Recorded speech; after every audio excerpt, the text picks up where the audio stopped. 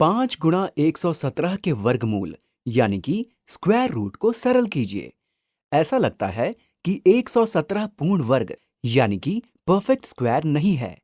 इसलिए हम इसके अभाज्य गुणनखंडन यानी कि प्राइम फैक्टराइजेशन कर लेते हैं ताकि ये पता लगा सकें कि कोई अभाज्य गुणनखंड यानी कि प्राइम फैक्टर एक से अधिक बार आता है या नहीं। ये दो से विभाज्य या डिविजिबल नहीं है, इसलिए निश्चित रूप से ये एक विषम संख्या यानी कि ऑड नंबर है।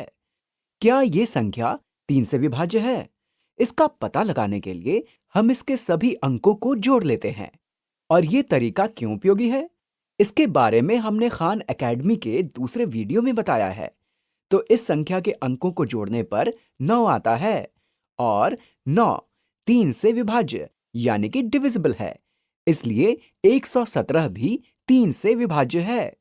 तो अब हम ये पता लगा लेते हैं कि 117 को 3 से विभाजित यानी कि डिवाइड करने पर क्या आता है। 1 3 से विभाजित नहीं होता। 11 3 से 3 बार विभाजित होता है। 3 गुणा 3 हुए 9 और 11 में से 9 घटाने पर 2 बचता है।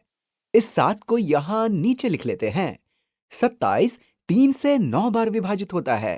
3 गुणा 9 हुए 27 और घटाने पर कुछ शेष नहीं बचता, यानी कि 27 3 से पूरी तरह विभाजित होता है।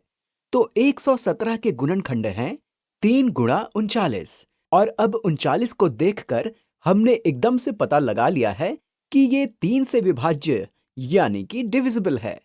3 गुणा 13 हुए 39 और ये सभी संख्याएं यानी कि 3, 3 और 13 अभाज्य संख्याएं यानी कि प्राइम नंबर्स हैं।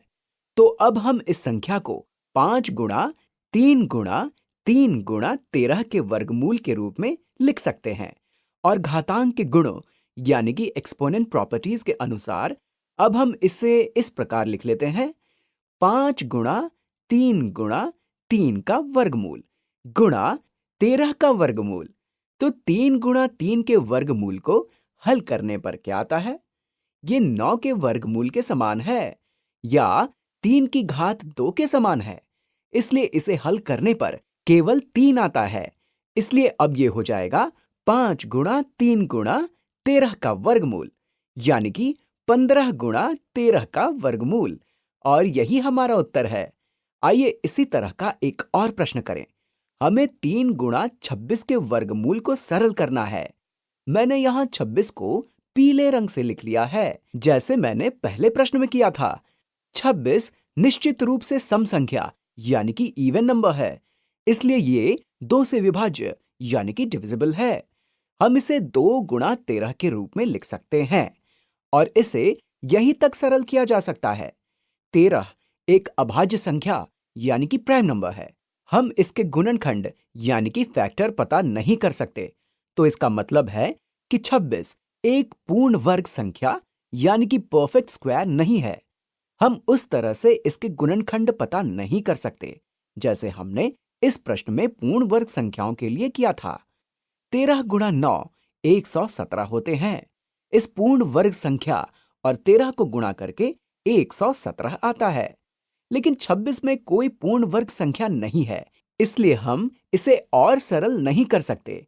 इसलिए हम इसे इसी तरह 3 गुणा 26 का वर्गमूल ही लिखा रहने देंगे।